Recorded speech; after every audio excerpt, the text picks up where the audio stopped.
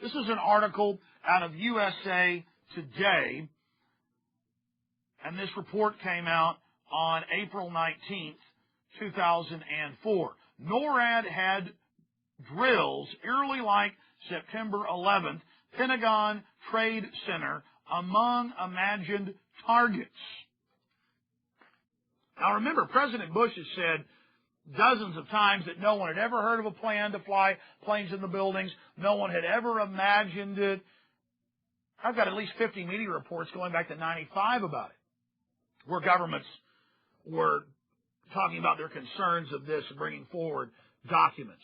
But every time they'd research it, it led back to the CIA and terrorist-funded organizations being used by this government to create the pretext for war and invasions of sovereign countries.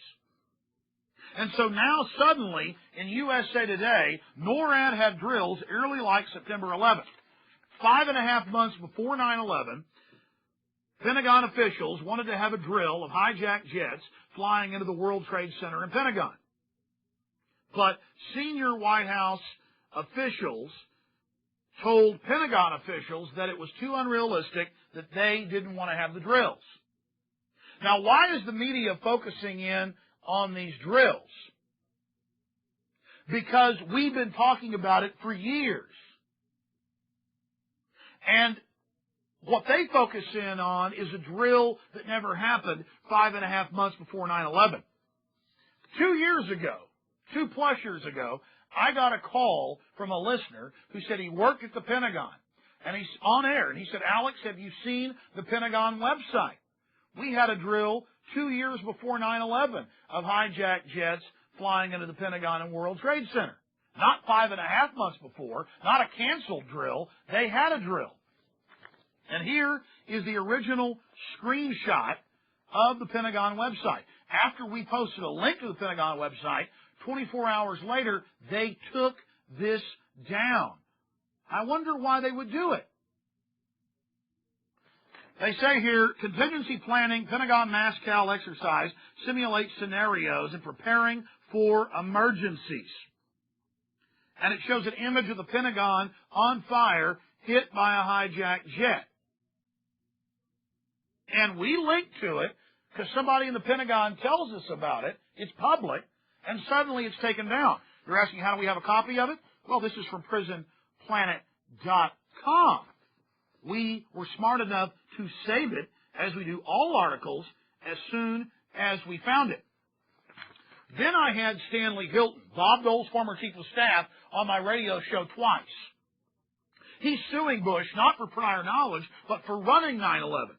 He has 400+ of the victims' families on his ticket suing Bush. You never hear about Stanley Hilton, do you? And he said, about 1.5 years ago on my broadcast, he said, I've talked to military officials, people at NORAD. There was a drill on 9/11 at 8:30 in the morning. And they told me that that was used as the stand-down order of, oh, these hijacked jets, it's just a drill. See how convenient that is. So USA Today doesn't talk about the drill they held 2.5 years ago. Well, 2 years before 9/11, now over 4 years ago. They don't talk about the drill they had on the morning of September 11th run by the CIA, which was actually the smoke screen for the stand-down of NORAD. They don't talk about that. What they talk about is a drill 5.5 months before 9/11, which was canceled. And again, here it is, right out of USA Today. NORAD had drills eerily like September 11th, Pentagon Trade Center among imagined targets. And it says, oh, the Pentagon and the White House thought that it was too unrealistic. Here's an ABC News spin piece where they try to explain all of this away just a few nights ago. And then on top of it, at the end of it, they say, oh, hey, now we're going to find out why there were no fighters stationed around there to protect the buildings. There were fighters all over the place at least 8 bases loaded with missiles. They were ordered to stand down because it was, quote, just a drill. Go ahead and go to Peter Jennings, engaging in damage control. Here it is. We're going to take a closer look tonight at another example of where, despite the conventional wisdom, there were people in the United States who actually were preparing to defend against the kind of attacks which occurred here on 9/11. The North American Aerospace Defense Command, NORAD for short, has been defending the skies over the U.S. and Canada for almost 50 years, 46 to be precise. USA Today reports that in the 2 years before the attacks on September the 11th, NORAD conducted exercises using hijacked airliners as weapons. And one target was the World Trade Center. Here's ABC's Brian Ross.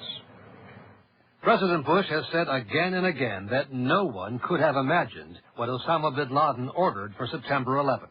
We knew he hated us. But there was nobody in our government, at least, and I don't think the prior government that could envision flying airplanes into buildings on such a massive scale. But that turns out not to be true.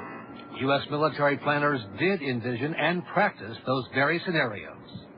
As reported by USA Today, the North American Aerospace Defense Command, NORAD, conducted exercises with fighter jets, simulating hijacked planes flown into the World Trade Center in the 2 years before the attacks. There are a lot of good people throughout the bureaucracy that were worried, were thinking about it, were trying to think outside the box. Pentagon planners also envisioned the attack on the Pentagon 5 months before it happened. According to this April 2001 Pentagon email, Air Force officials wanted a war game, having a terrorist group hijack a commercial airline and fly it into the Pentagon. The email was obtained by the nonprofit group Project for Government Oversight. The people who gave it to us were clearly concerned for some period of time that this kind of event could happen. And they were pushing very strongly on trying to exercise this event. The idea was to check response times to launch fighter jets. But according to the Pentagon email, the plan was ultimately rejected by senior Pentagon officials as too unrealistic. It certainly does not reflect as well on the policymakers that may have been saying that there was no conceived way that anybody could be thinking of this. Still to come are questions, big questions, about NORAD's response on the day of the attack. Why, despite all the exercises and the planning, Peter, jet fighters were not in place anywhere near New York or Washington. It's quite an amazing story. Many thanks. Jet fighters were not in place anywhere near New York or Washington. It's quite an amazing story. Many thanks. We knew he hated us. But there was nobody in our government, at least, and I don't think the prior government that could envision flying airplanes into buildings.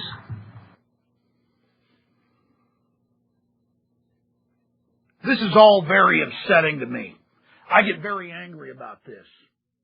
The lies. I could analyze that little 3-minute newscast for days. Why there weren't fighters in place? I have stacks of mainstream news articles. The Pentagon's own reports. 20 minutes in a car from New York, there's one of the biggest U.S. military bases in the world that has responsibility for fighter intercept of hijacked jets, you name it. Hundreds of fighter aircraft. They were ordered to stand down because of a drill on the morning of 9/11 by the CIA. And we have those articles from the Associated Press posted on Infowars.com and PrisonPlanet.com. On and waking up. And I like a lot of the stuff that Brian Lamb does. I think he's better than a lot of the mainstream media. I've been a supporter of C-SPAN. But he continually talks about me,